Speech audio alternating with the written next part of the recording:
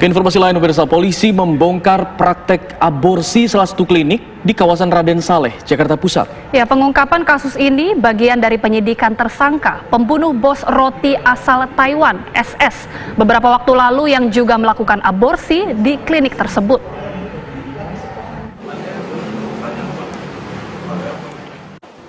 Belas orang ditangkap polisi dalam kasus aborsi di salah satu klinik di Jalan Kenari, Kecamatan Senen, Jakarta Pusat.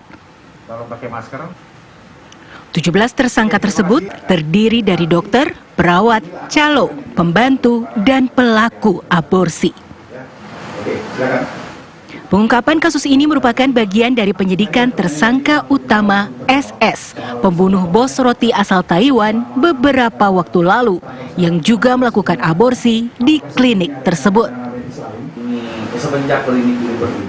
Polisi yang melakukan penggerebekan berhasil mengamankan 3 orang di lokasi yang berencana menggugurkan kandungannya.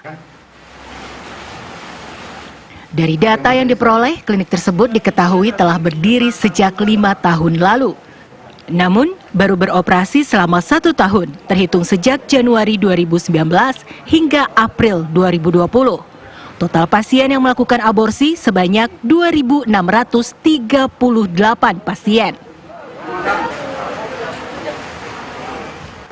Setiap harinya ada sekitar 5-7 orang yang datang untuk melakukan aborsi, dan keuntungan yang diperoleh selama 1 bulan berkisar 70 juta rupiah. Untuk menghilangkan barang bukti, janin yang sudah digugurkan diberi larutan dan dibuang ke kloset. Daripada penyelidikan adalah salah satu dari tersangka kita kemarin itu adalah orang yang juga melakukan aborsi di tempat ini. 17 orang tersangka. 17 orang tersangka terdiri dari, yang pertama adalah dari medis, itu 3 orang dokter, 1 orang bidan, 2 orang perawat.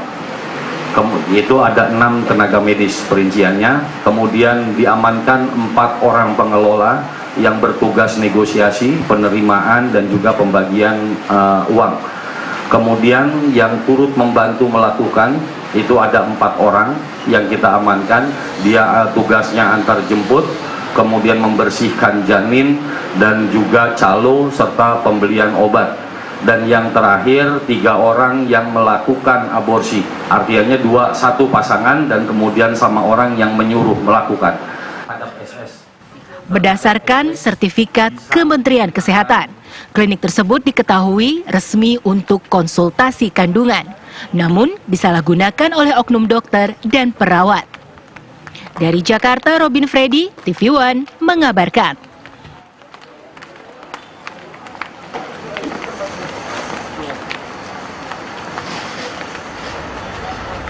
Ya, untuk memperbarui informasi terkini mengenai pemeriksaan polisi terhadap kasus aborsi ilegal ini, kita akan terhubung bersama rekan kami Yasin Idris di sana.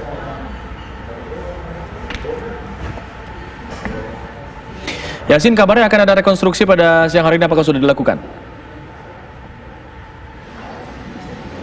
Sampai saat ini belum, kami masih menanti kepolisian dari Polda Metro Jaya yang saat ini sudah melakukan persiapan menuju ke lokasi ini, di mana rencananya sekitar pukul 11.30 akan dilaksanakan rekonstruksi. Nah, kami belum mengetahui pasti apakah nanti 17 tersangka ini akan ikut serta dalam rekonstruksi, apakah semuanya atau hanya sebagian saja, dikarenakan dari 17 ini sekitar 14-nya mempunyai peran masing-masing. Tadi diantaranya sudah disebutkan juga, ada sebagai tim medis, kemudian ada juga sebagai pengelola klinik, dan juga ada sebagai calo, dan juga tim yang melakukan antar jemput terhadap pasien yang ingin melakukan aborsi di sini. Nah, yang kami ketahui juga, fakta yang kami dapatkan dari penuturan masyarakat di sekitar sini, mereka tidak menaruh kecurigaan sama sekali dengan adanya praktek aborsi yang sudah dilaksanakan hampir 1 tahun ini, bahkan 5 tahun berdiri klinik ini, dikarenakan di papan plang yang tertera pun terdapat surat izin praktek, sehingga di sana jika dilihat sekasat mata maka merupakan klinik yang resmi dan tidak menaruh kecurigaan apapun. Bahkan pada saat pasien-pasien ini akan masuk ke dalam, baik itu mobil, motor, mereka biasanya ini memarkirkan di depan hotel persis yang berada di depan klinik tersebut, sehingga sama sekali tidak ada kecurigaan karena tidak ada penumpukan pasien yang berada di dalam klinik tersebut. Biasanya mereka ini datangnya sekitar pada pukul 10 sampai dengan pada malam hari sekitar sampai pukul 8 malam. Mereka juga biasanya datang sesuai dengan jadwal silih berganti sehingga tidak ada penumpukan, sehingga dapat menghilangkan kecurigaan masyarakat yang ada di sekitar sini. Tadi juga menurut salah satu juru parkir yang biasa melayani pasien yang juga ingin datang, mereka mengatakan bahwa pengelola dari klinik ini juga akrab dengan masyarakat di sekitar sini. Bahkan tiap hari minggunya mereka sering melakukan santunan untuk anak yatim, biasa mengundang sekitar 40 anak yatim untuk melakukan santunan di klinik ini, sehingga mereka pun dekat dengan masyarakat yang ada di sini. Bahkan beberapa orang-orang yang ada di sekitar sini juga sering mendapatkan bantuan dari klinik ini. Nah, dari beberapa bagian tadi, yang informasi yang kami dapatkan juga ada 3 bagian, yaitu pengelola klinik, kemudian tim medis, dan juga tim pengantar pasien ini mendapatkan masing-masing bagian persenan seperti itu.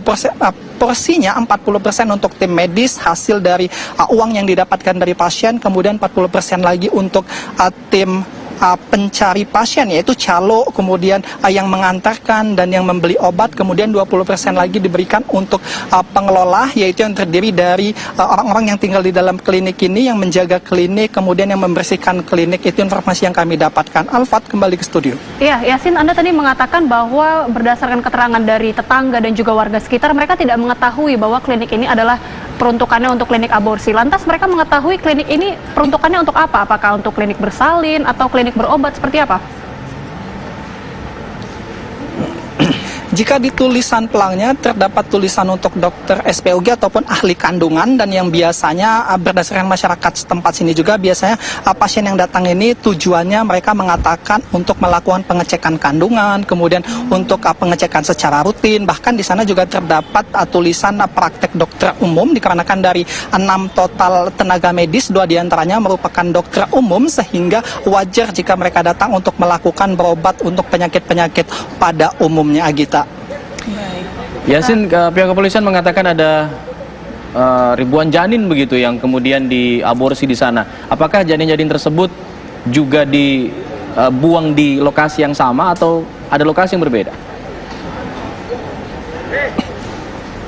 Sejauh ini informasi yang kami himpun masih dibuang di tempat yang sama, di klinik itu, dan sudah dilakukan pengecekan apakah ada kuburan ataupun pengedukan ataupun penggalian tanah di sekitar rumah. Sampai dengan detik ini belum ada perkembangan sampai ke sana, dan semuanya untuk menghilangkan bukti ini dilakukan pencairan janin ini menggunakan suatu cairan, sehingga cairan tersebut dimasukkan ke dalam kloset, dan itulah upaya yang dilakukan untuk menghilangkan bukti ataupun jejak dari proses praktek ilegal aborsi ini, Alfat. Baik, Yasin Idris mengabarkan langsung dari Jakarta Pusat mengenai praktik aborsi ilegal.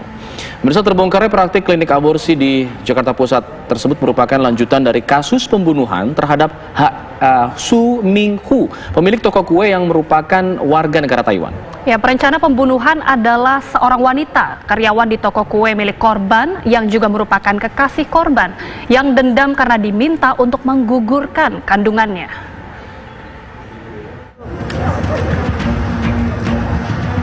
Polisi telah menetapkan 9 orang tersangka dalam kasus pembunuhan berencana terhadap Su Minghu, warga negara Taiwan.